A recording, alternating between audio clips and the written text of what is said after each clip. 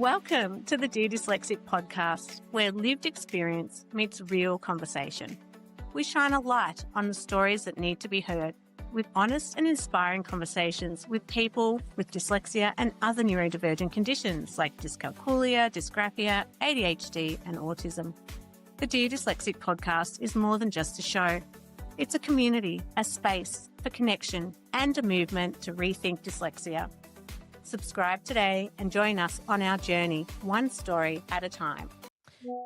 So, moving on then to strategies. What are some of the things that have helped you? And then we will transition into what you've seen help people and then what makes psychosocial safety in the workplace. I think we've gone about it in a different way than when I'd started, but let's try that way first. Let's try that way first. Well, look, for me and the teams that I've led, what works best is understanding your condition, understanding what works well for you, understanding your team. So in my work life and experience, I've been fortunate enough to have a lot of personnel and management training with large financial institutions or superannuation institutions. I've undertaken both for myself and my teams, Gartner testing, Myers-Briggs testing, Clifton Gallup strengths testing, and also emotional intelligence testing. And so I think with understanding yourself better, understanding your teams better, understanding how people communicate, work together, and how they think helps you as a leader then to have conversations with people about what are their needs and to set up what I call psychologically safe work environments. So what I tend to do when I talk about strategies for myself and my team is look at reinforcing positive messaging and positive behaviours for great leadership, so that you're creating an environment where people can speak up and feel safe psychologically to speak up and have conversations. So what are some of the things that I do? I talk about myself and my own situation, which then gives people permission to talk about their situation. And the natural behaviour for people in building rapport is to self-disclose.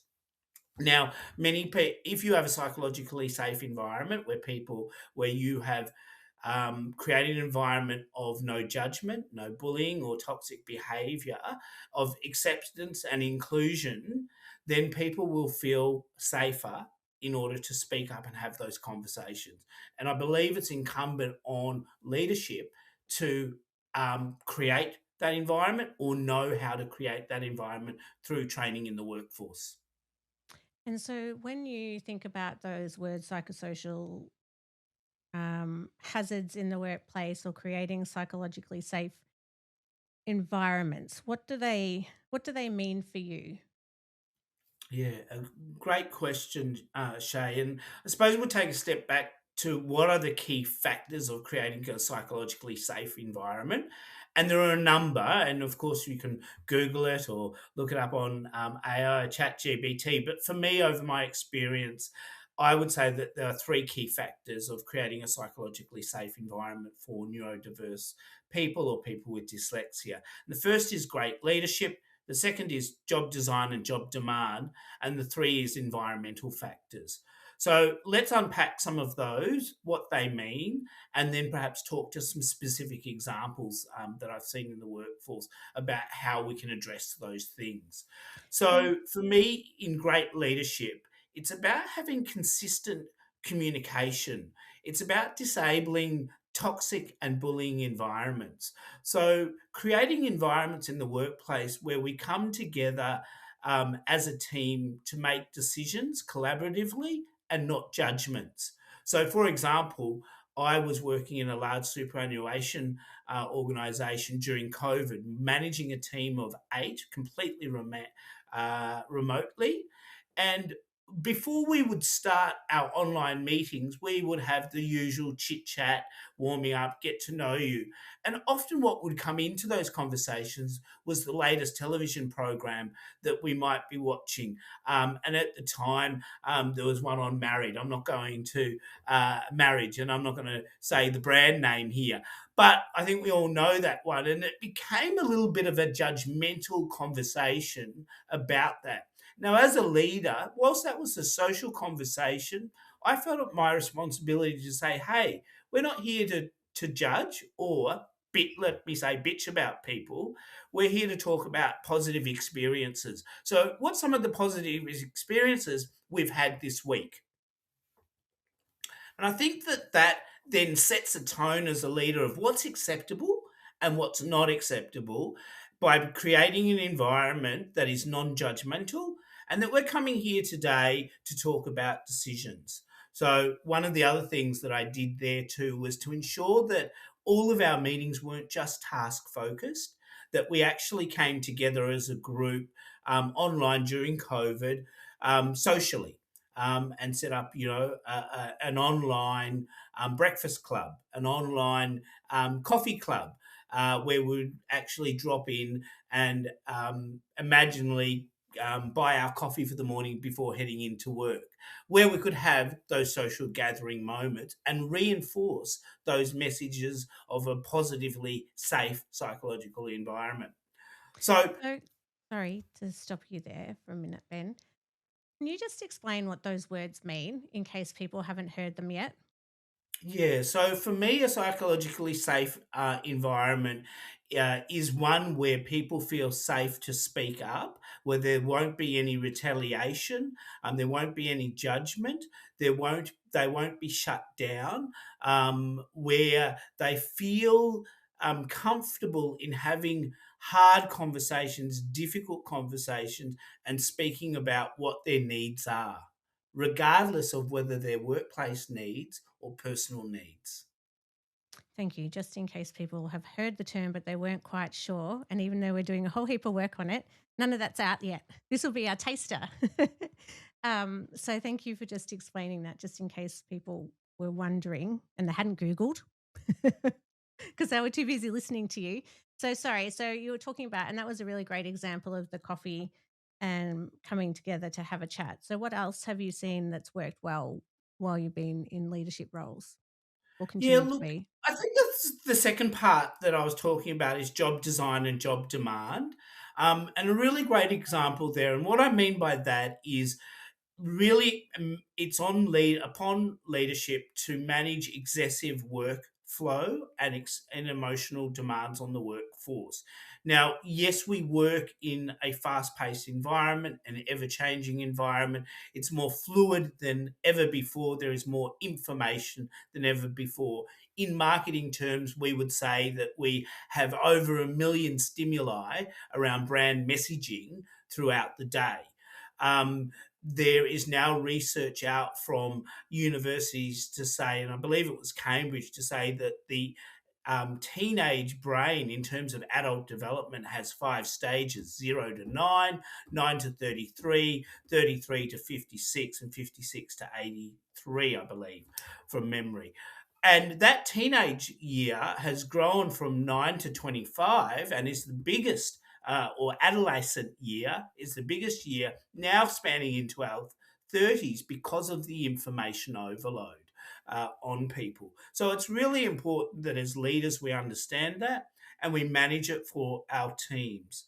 One of the examples that I'd like to speak to is having worked with local government. And I think that there's a perception that in government or large organisations, you've got time and resources. But regardless of whether you're in a small business or a scale up business or a mid sized business, I think if you take the time to understand your team, understand how they communicate, whether they're auditory, verbal, how they think, whether they're scientific brains, whether they're directive brains, whether they're people that come together and rally the team, whether they are client-based people. Understanding how teams interact and communicate well is just best practice, not just only for neurodiverse people or people with dyslexia. So when I worked for this local council, my role there, or the remit, was to review and audit and update the public infringement appeals process. And that required working with local laws officers out on the street. That required working with a telecommunications or a telemarketing team, a customer service team of about 20. That required working with a frontline reception team of about 13, as well as a leadership team. And so I actually said to the leaders, first thing that I will do is actually nothing. I want to spend time with each of these teams and get to know what their workflow is, what their work processes are, and who they are as individuals and as a team. So don't expect any results from me for 3 months.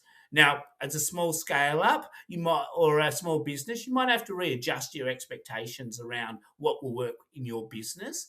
But for local council, that worked well. So we had workshops, we had town halls, we had forums, we had meetings whereby I got to know all of the teams. I undertook some behavioural studies into the teams and some surveys and some questions, both qualitative and quantitative, as well as face-to-face interviews and informal interviews. Then I was able to gather all of that information. We talked about job design and job process and what would make the jobs better in terms of automation, in terms of communication, in terms of procedure and structure. And each of these teams had input into the process or had representatives providing and channeling feedback into a pool of information. And then as a leadership team, we came together and worked out what information was going to work for the business and what job redesign would work and what wouldn't work. And then we clearly communicated our actionable items back to the workforce about that, which was critical to say, this is what we've heard from you, this is what we're taking on board, and this is what we're not taking on board, and these are the reasons for both. And then providing avenues for communication and channel and feedback to redesign that process. So it was iterative, as we would say in the tech world. It wasn't waterfall. And then we would pilot those changes, and then we would re-engineer those changes to see, was that actually really working in practice for the teams? And so in summary, what we did, Shae, was review the appeals process from 23 manually written processes and letters down to 11 automated systems. Wow, that's amazing. And so throughout that journey, do you think by doing it iteratively and by being so inclusive, it sounds like from everyone within those different teams, that in itself was a way of creating that psychological safety because everyone was involved, everyone had input, it was a pilot, so you could go back and forth and trial and test, and no one was wrong, no one was right, it was developing in time?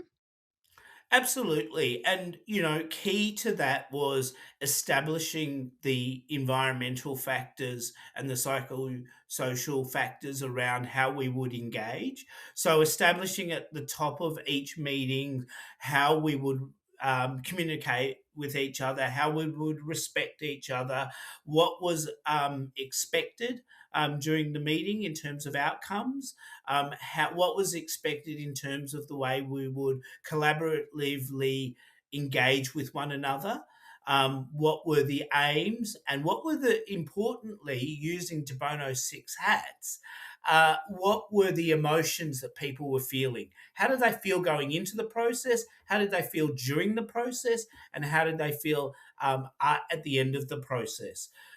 Really critical to marry those things together in my mind for the success of the program. And so before we go on to what we generally see for neurodivergent people, you had one more key factor that we wanted to share. Yeah, which was a really good segue into how does it work for neurodiverse people, and that is the environmental factors. So really, again, people from neurodiverse backgrounds may or may not be diagnosed. And as a leader, it's your responsibility, or the organiser's responsibility, to empower and train you to identify what the needs are of your workforce, or to set up environments where people feel safe to have those conversations with you. So again, what I do is I talk about my own experience, which opens the door for people. I often will have conversations with people outside the workplace. Let's go for a coffee. Let's go for a walk around the park. Tell me what you need from your job. Tell me what you need from me, and tell me how we can achieve that together. And calling out that this is a safe environment. What we discuss here today will be kept confidential if you would like it to be kept confidential. So some of the things that work for me and that work for my team is to ensure that the lighting is appropriate, to ensure that the sound is appropriate, to ensure that there aren't triggers around smell and possibly even taste in the work environment, and to call out those things. For myself, I like to change the color of my screen in Microsoft Word so that I'm not looking at a glaringly white screen. I have indirect lighting around me all the time rather than fluorescent lighting. It's not always been the case. It can change a lot of environmental factors in the workforce, but as a leader, you would want to be able to have some influence over that for your workforce. And now that we work in an environment where work is a time, not necessarily a place, we would instill things like what I call adult to adult relationships. So there's no set times to start and finish work in contracts.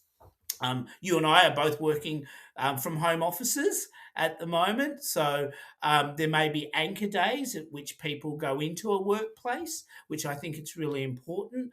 As an environmental factor for people from neurodiverse backgrounds, they need that stimulation often of being around other people and that challenge of being around other people. Isolation can be a challenge, but at the same time, it can be too overwhelming for some people from neurodiverse backgrounds to have a lot of stimulation around them. So it's about having the conversation with people, what works for them.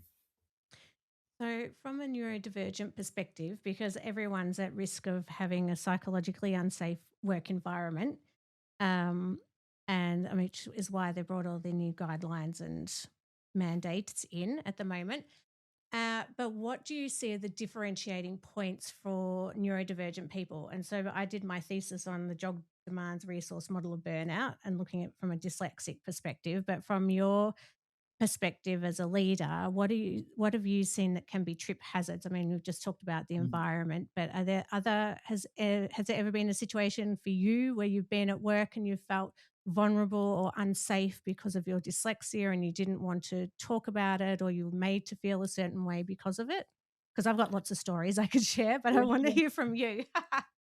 Well, look, there's a couple of things that I'd like to mention. First, around job demand and clarity of job role, and then an example of working and leading a person who disclosed a diagnosis of autism to me.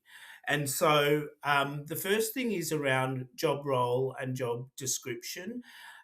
It's really important often for people with neurodivergent backgrounds that they have clear, defined guardrails around what are the expectations in their position description and job role.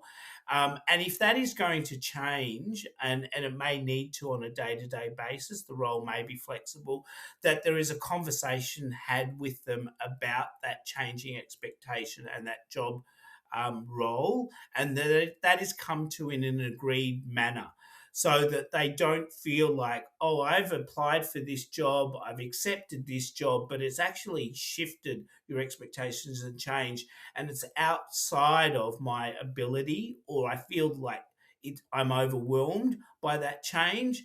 I probably can handle that change, but I will need to handle that changing incrementally. And I think it's incumbent on the leader to have that conversation and to work through that job design. Now, in a small business or a scale up, even in large businesses, the job can change frequently. The job demand can change frequently. There may be, for example, in a large financial institutions, you may have a team where you have internal stakeholders. In a workforce of 55,000, you might have 150 to 200 different stakeholders. And you may be requiring people with neurodiverse backgrounds to be part of teams that are supporting those internal stakeholders. So what supports do they need outside of environmental factors? But are there psychologically psychological support such as EAP programs? Are there AI programs? Are there technical programs that can assist them that they would require, or that you could talk to them about using that will help them in their workplace? The example that I'd like to talk to in managing an autistic person who disclosed to me that they had autism, it was very clear to me with my experience that they were presenting with factors or indicators of autism. In my personal life, I had also dated someone with autism, so it was glaringly obvious to me. What I found is that they had been seated in an open plan office and near an entry exit doorway, both outside to a balcony where people would go out and socialise or have lunch, and also in a hallway that would enter into the open workspace area. Now, they enjoyed being part of that environment because there was lots of stimulation for them, and part of their autism was ADHD as well. And so for them, there was something always going on that was stimulating them. As a leader, what I was finding is their work was being impacted in the sense that they were not completing tasks, they were not meeting deadlines, and they were also in completing a task, not going through all the steps that were required in meeting that task. So, for example, organising for marketing collateral to be sent for a conference, ordering the couriers, checking on the status of the couriers and the delivery of the materials wasn't for taking place in a systematic way to ensure the goods got from point A to point B. And in some cases, we didn't even get the materials to the conference for our sales team at the exhibition stands. So it was critical for me to identify that, have a conversation, and I suggested that we move the team, the whole team, not just the person with autism, into my office, which was secluded in a leadership area, and I was happy to go and sit out in the open plan office area. And so, how did that work? Because in a lot of ways, because when we run training, we get this question all the time: what is a reasonable adjustment and what becomes unreasonable? And how do you identify when it's a neurodivergent, something because of their neurodivergence, where they're not meeting expectations because of the example here around the environment, versus you've done all those adjustments, but they're still not meeting expectation. How have you worked through that in the past? Is that did I make myself clear then? Yeah, I think if I relay the question, it's about, well, one, how do you not single out one person or group of peoples around neurodivergence? And then if you do make those adjustments and there is no change, how do you manage through that? So the first thing that I would say, as I said earlier, I think a lot of what we're talking about is, whilst it's a new discussion around neurodivergence in the workplace, it reminds me of the conversations around bullying, around sexual harassment, around gender identity, around sexual orientation. They're now part of the course when it comes to best practice employee management of employees. I think that what we're talking about today, whilst it is new to the workforce, is really about best practice. So it's about engaging the whole workforce, not calling out a single person, but as a leader, being aware of the needs of neurodiverse people, having one-on-one confidential conversations, and so that you can take those insights into the broader team discussion about the wider redesign or redesign of either environmental factors or job descriptions, so that you can talk as a team rather than individuals, or you can talk about roles rather than individuals. How do you manage that then? Your typical leadership, people management principles, have clear, open discussions, set reasonable expectations, have a lead with agreement and consensus rather than a dictatorial top-down approach, have regular work in progress meetings, regular check-in meetings, day to day, week to week, month to month, whatever frequency works for you and the organisation, so that people are not blindsided by your expectations as a leader or the organisation's expectations not being met. And of course, having KPIs in place, which is critical to laddering up to the corporate plan and corporate strategy. And so when you think about neurodivergence then and putting some of those additional strategies in place, sorry, I have to pause because I had a really important point and I was going to ask you as you were talking. We'll have to cut this bit out, John, which is never normally happens. It was around not so much performance management, but not job design. Gosh, my whole brain just stopped. KPIs? No, it was before that because I was bullying, thinking it in out of my head. sexual orientation. No, it was after that, and you were talking about Not singling out people. out. God, I'm sorry, my brain just completely stopped. Hopefully it comes back to me. Okay, let's just pick it back up to, so your last sentence was around best practice. Mm-hmm. Setting KPIs that ladder up to the corporate plan and corporate structure. Oh my God, my brain just stopped completely. I was so interested in what you were talking about. Well, let me go on to talk about a question that you asked for me, and how have things impacted me in the workplace. So I would say that I have built into my workplace and my work practices extra time.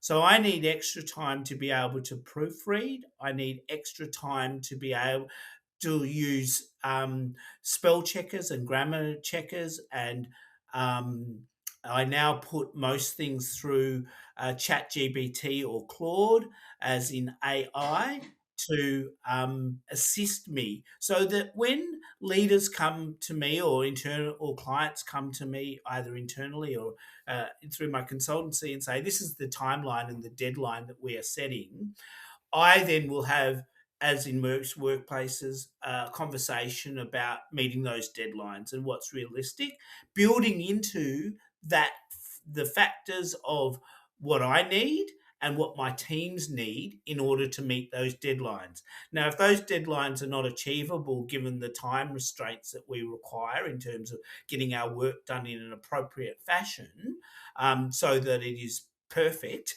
or as good as perfect can be before going out publicly or to the client, then we will have a discussion about what needs to be dropped off. So that comes to my point earlier about managing emotional and excessive job demand. As a leader, that's your responsibility. If you haven't done so already, make sure you sign up to our mailing list so you can keep up to date with everything we are doing at Rethink Dyslexia. So head to rethinkdyslexia.com.au. And don't forget, if there's anything you heard today that was distressing, you can contact Lifeline on 13 11 14 or Beyond Blue on 1300 22 46 36. Thanks for listening and bye for now.